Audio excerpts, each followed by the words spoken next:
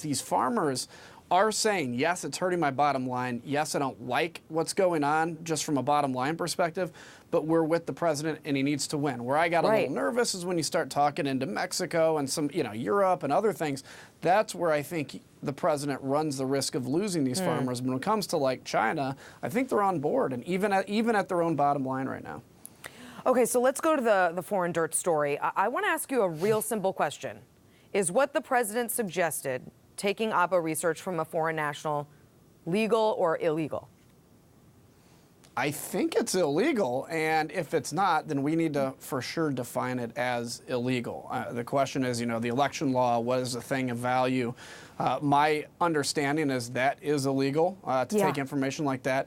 But again, if it's not, we need to put that in law. There is no point at which, and this isn't I don't want to look back and say these people did it and then these people. I just think, okay, right now is a great time for us to just say, okay, going forward, nobody takes information from a foreign government, because listen, just from outside of what's right and wrong, they could shop the same kind of information to your opponent. But beyond that, we can't be a country influenced by another country in our election, period.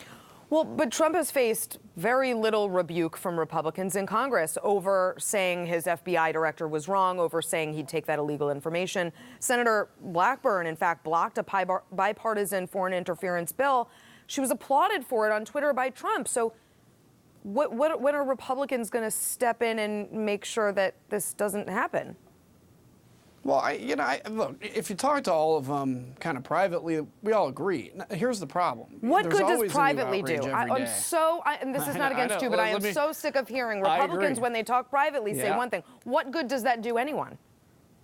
I agree, but here's the issue I'm getting at. So every day there's kind of a new outrage, and about 70% of them aren't any Trump's doing. I think it's stuff taken out of context. When it came to this information, for instance, I took a little bit of time to actually see all this set in context before I made a comment on it. And my comment is, you can't take foreign information from a foreign government. So, look, I wish people would speak out more about stuff like this. Honestly, I don't think the president was soliciting foreign information.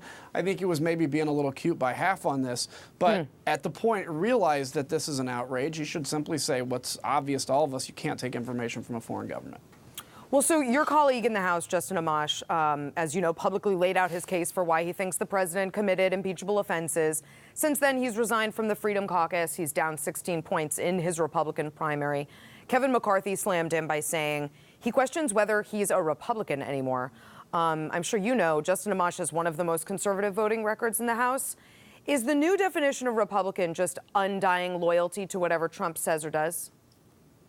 No, I don't think so. I never really considered Justin Amash a Republican in the beginning, and I'll explain why. I like him personally, right? But politically, he's a libertarian. Now, some libertarian views are welcome in the Republican Party, but he's a total libertarian, wants a smaller military, votes against military budgets, votes against pro-Israel stuff. Every, basically anti-genocide resolution we have that comes up, he votes against, votes against every budget. So he never votes like me. Now, if you don't consider me a Republican, that's one thing, but I've never really considered him any. I think he's a libertarian masquerading as a Republican, but that's